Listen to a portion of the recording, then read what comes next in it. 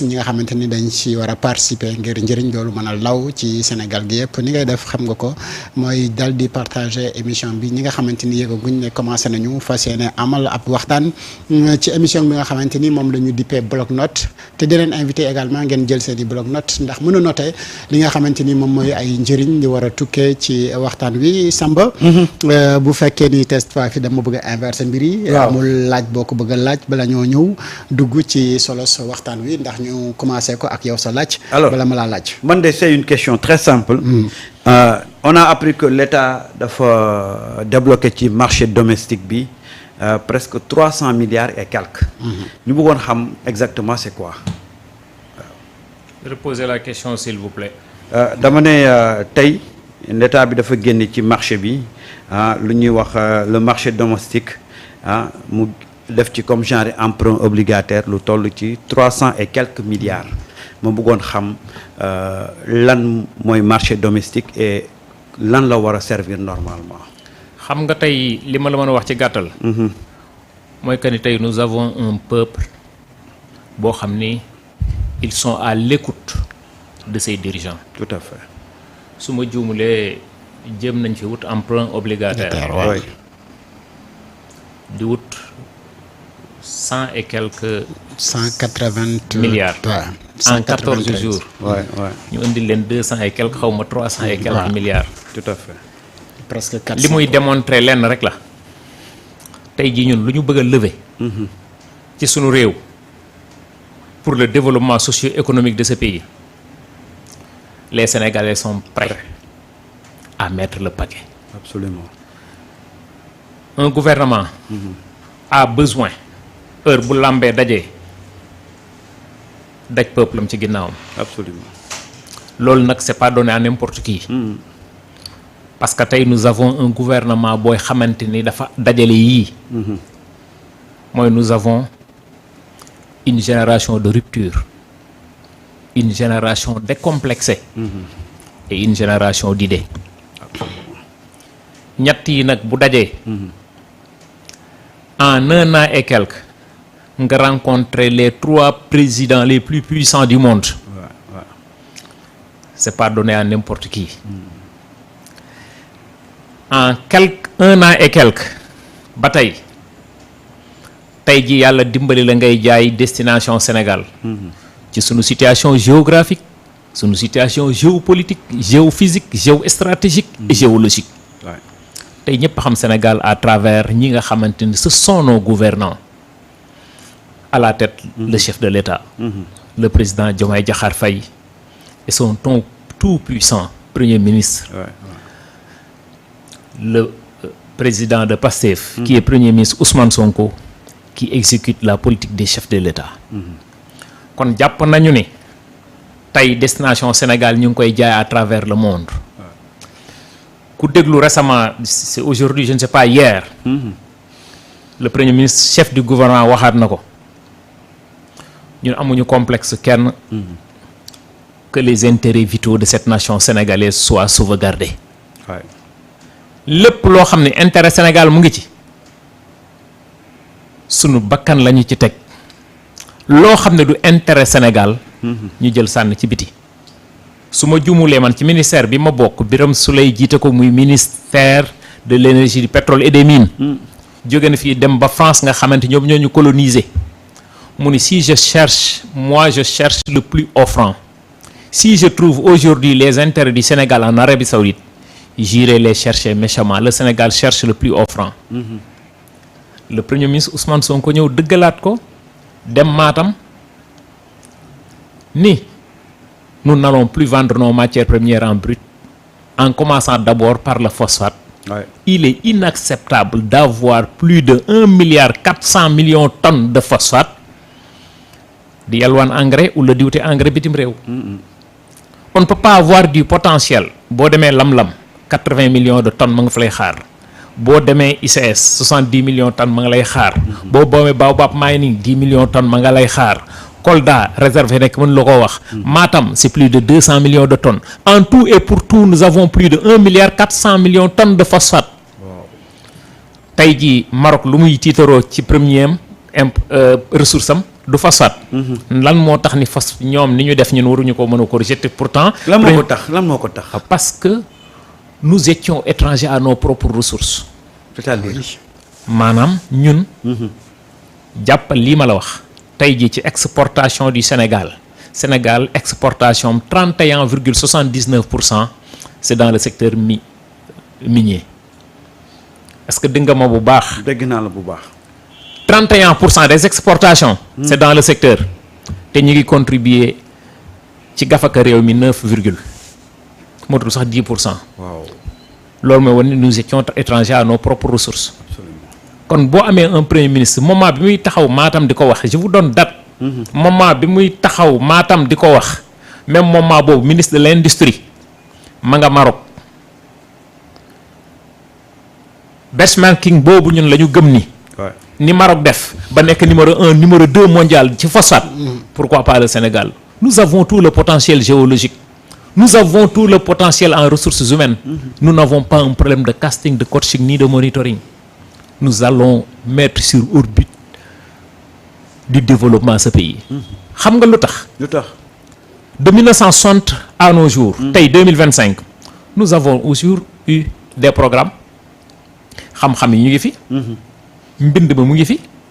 mais dafa am lu fi manqué woon gouvernants yi fi jàlloon. xam nga moo doon lan. lan moo fi manqué woon. le courage politique. le courage politique. le courage politique on le vit. da nga koy jëmmal taxawal ko di ko waxee di ko doxee. les intérêts du Sénégal avant la France. les intérêts du Sénégal avant les États-Unis les intérêts du Sénégal avant la Chine. foofu la ñuy waxee contrat win-win. gagnant-gagnant. merci beaucoup.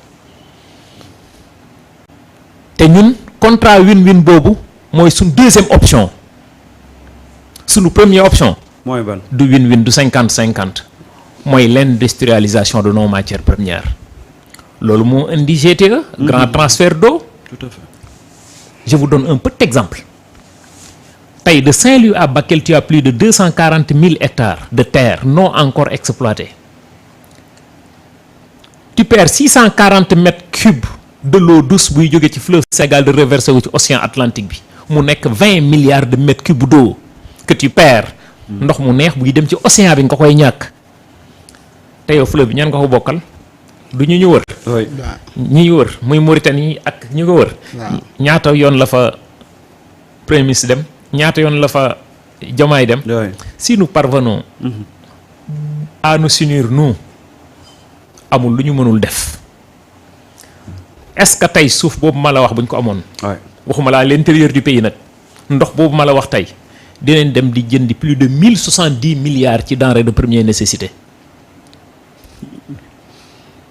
am nga suuf. am nga ndox am nga jant am nga ngelaw am nga ay jeunes yu jàng ba am seen ingénierat am nga ay jeunes yu am kàttan yow ngay dem yelwaani pepp bitim réew c'est une honte. tey ji àndoo lu ñuy tiitaroo du Norvège. ci énergie verte. ñaata la ñu am 170 heures d'ensoleillement. le Sénégal nous sommes à 3000 heures d'ensoleillement. s'il ne restait que sur l'irradiation amul lu ñu mënta def ci solaire. nga jóge foofu. tey ji yaa ngi exploité gaz. waaw mais gaz bi justement fuñ ci toll. xam nga gaz bi damay faral di ko wax toujours les gens fàtte mënu fee xaj. GTA bi c'est le bloc de Saint-Louis offshore profond. bi nga xam nañ ko joxoon Petrotim. ñu créé Petrotim Sénégal. au nom de Aliou Sall. société anonyme unipersonnelle. les gens société anonyme. unipersonnelle. voilà unipersonnelle boobu laa bëggoon nga préciser. ça c'est le bloc c'est le bloc de c'est le bloc de Saint-Louis offshore profond. dafa am ñaari bloc yoo xamante ne dafa yàgg indi coow fii. muy Kayar offshore profond. di Saint-Louis offshore profond te ñaari yi moom la ñu joxoon Petrotim. Petrotim li mu taayit ñu ngi ko ubbi aux îles Caïmans. ñun est-ce que ñun suñuy blogu pétrole salaamaaleykum maaleykum salaam war nañ koo jox ñoo xam ne ñu ngi ubbi seeni entreprise aux îles Caïmans teewul ñoom lañ ko jox te en 2012 lañ ko créé. aux îles Caïmans ñu ñëw ñun ci le décret d'ailleurs ñaari décret yooyu ñaari rapport de présentation yi doog a ñëw 687 ak 792 qui a été signé le 5 juin 2012 et le 11 juin 2012 loolu ñaari rapport de présentation yi moom moo indi décret 2012 1530 2012 ak 576 maanaam bloc Saint-Louis offshore ak Kayar sur la base de ça la ñuy dem di dem ba jël 60% Petrotim kan la jaay Petrotim moom moo jaay Timis Corporation ki moom Petrotim mooy Frank Timis moom Timis Corporation dafa jaay boppam waaw même nit bi mais Aliou Sall lu ko ci Aliou Sall parce que moom moo nekkoon société bi nga xam moo leen représenté au Sénégal Petrotim Sénégal merci beaucoup su ma juumulee c'est en juillet 2012 ci la ñuy jaare noonu Frank Timis moo jaay boppam waaw Petrotim ñëpp xam nañ ko ça c'est connu tout à fait mais damay leeral askan wi ki moom Petrotim Limited mooy Frank Timis ki moom Timis Corporation mooy Frank Timis action yi nga xamante ne 90% yi mu amoon ci Timis Corporation ci Petrotim moom la jël transféré ko Timis Corporation et ça a été approuvé par l'État du Sénégal à l'époque ci moment boobu foofu lañ jaare jël 60% jaay la société américaine muy Cosmos jël 30% jaay BP mooy Samba Ndiaye moo jëlee si loxo ndeyjoor waaw jox loxo càmmooñ léegi nag bi ñu demee ba ci biir xam nga Cosmos BP moo ko ëpp doole mais Cosmos jël 30% ci 60 yañ ko jaayoon jaay BP léegi BP nekk actionnaire majoritaire Cosmos nekk deuxième actionnaire muy 30% te 60% du 90. ñaata moo fi des du 10%. 10%. waaye yow sunu ex président bi jógee fii dem signer accord bilatéral ak Mauritanie ñëw sénégalais yi fii yàgg nañ ko wax fii di wax win-win win-win de quoi win-win des 10% restants. 10%. léegi ñu tàmbali exploiter gaz bi biñ ko tàmbalee exploiter ñun ñoo ko fekkee. waay dañ fi fekk des contrats état continuité la. tout le monde est d'accord sur ça. tout à fait. maintenant yenn kulu yi. ñoom ñooy wër pour sonal nit ñi naan léegi nag ñuy exploiter pétrole bi ñu ngi exploiter gaz bi te ba tey dara feeñagul te kat seen régime ñoom. liñ doon wax naan état dañoo leb état central dañoo leb ba mënatuñoo leb di jël structure yi di leen lebloo loolu moo tax am bor bu am solo boo xam ne dafa topp Petrosen. waaw te loolu leb nañu kii nga xamante ni moom mooy Cosmos. leb nañu kii nga xam moom mooy BP leb nañu kii nga xamante ni tey jii moom mooy Woodside te loolu da nga ko war a fay cela veut dire que ñun dafa am lu ñu hérité li ñu hérité nag négociation la gis nañ fa président de la République dem ci plateforme GTA gis nañ fa le premier ministre Ousmane Sonko dem na deux fois defe naa su ma juumulee Mauritanie pour négocier 35 MFCF la ñu amoon ñun ak Mauritanie 35 MFCF amul rum représenté bu fekkee ni da nga ko bëgg a dugal ci say centrale à gaz. loolu signifié wul dara parce que ça ne représente que benn centrale buy daw 250 mégawatts. Aujourd'hui si nous avons des gens des hommes d'État ñu xam seeni intérêt xam mën a sauvegarder les intérêts vitaux de cette nation sénégalaise. il va falloir ñu dem renégocier loolu moo yóbbu Ousmane Sonko aujourd'hui yàlla ñuy dimbali tey bañ ci buñ ci amee 150 muy 300 ku nekk 150. tu peux avoir mën nga am benn centrale boo xamante ni daf lay lim lay génneel c'est plus de 1000 et quelques mégawatts 1000 et quelques mégawatts yooyu bu ñëwee fekk fi 2700 je ne sais pas 29 mégawatts yi nga xam ni moom mooy tey jii. réserve au Sénélec.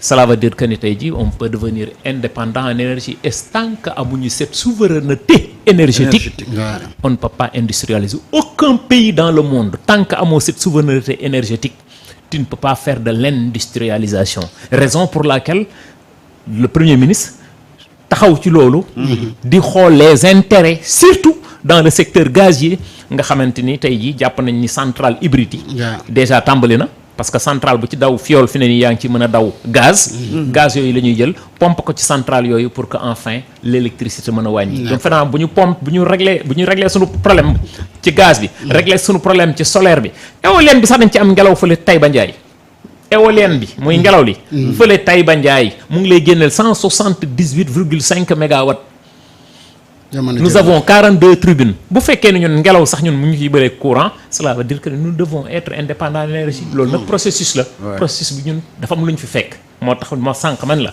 dafa am lu ñu fi fekk am lu ñu tàmbalee def ak fu ñu ko jëmee gaz to power yéen yëpp yàgg ngeen koo dégg kan moo ñemee taxaw fii tey et je défie quiconque kan moo ñemee taxaw tey jii ci ancien régime bi ñi fi jógee di doon wax gaz to power Macky Sall mètre gazoduc mësuñu koo teg ci suufu Sénégal en onshore. Ah bon nañ ko wax. amul ko fi théorisé dama ni la amul mètre ça je parle sous le xam nga état. continuité la. dañ ne les hommes passent les institutions demeurent. Les institutions sont incarnées par des fonctionnaires. Ok. Les fonctionnaires sont là sont des témoins oculaires et auditifs. Ils peuvent en attester. Je dis bien que ni amul mètre gazoduc boo xam ne Macky Sall teg na ko fii boo xam ne dafa jëm ci centrale yi pour mu am njeexital ci souveraineté énergétique amul tey jii sant yàlla bi ñu amee réseau gazier de passage maa ngi leen di nuyu di leen ziar seen liggéey bu am solo bi ñuy def. waaw te foo lamb noonu la boo demee Azer Jean Michel. ci nee nañ ko taalal yaa ngi taal rek di nga taal ba taal Gàmbi boo demee ANER waxi nopp soo demee tey jii ci SOMISEN ci Ngagne Demba Touré démb d'ailleurs ci lañ doon lancé agenda national ci nga xam ne la transformation surtout dans le secteur minier bi nga xamante ni moom mooy société des mines du Sénégal boo demee tey ci beneen wàll wi direction des mines et de la géologie loolu dinañ ci ñëwaat pour gars yi gën a comprendre les vrais enjeux aujourd'hui dañoo gëm ni ñun ministère bi ñu nekk nga xamante Senelec fa la nekk SAR fa la nekk Petrosen fa la nekk Institut national du pétrole du gaz fa la nekk ANER fa la nekk Azer fa la nekk loolu yëpp fa la nekk donc ministère de souveraineté la kon soo amee tey autorité boo xam ni à la trempe de Birame Souleye Diop nga xam il écoute les gens dama yaakaar ni fu ñu bëgg a egg mën nañ faa egg parce que ñoom ñoo bokk fu ñu bëgg a yóbbu Sénégal que ça soit Birame Souleye en tant que ministre de l'énergie du pétrole et des mines que ça soit Ousmane Sonko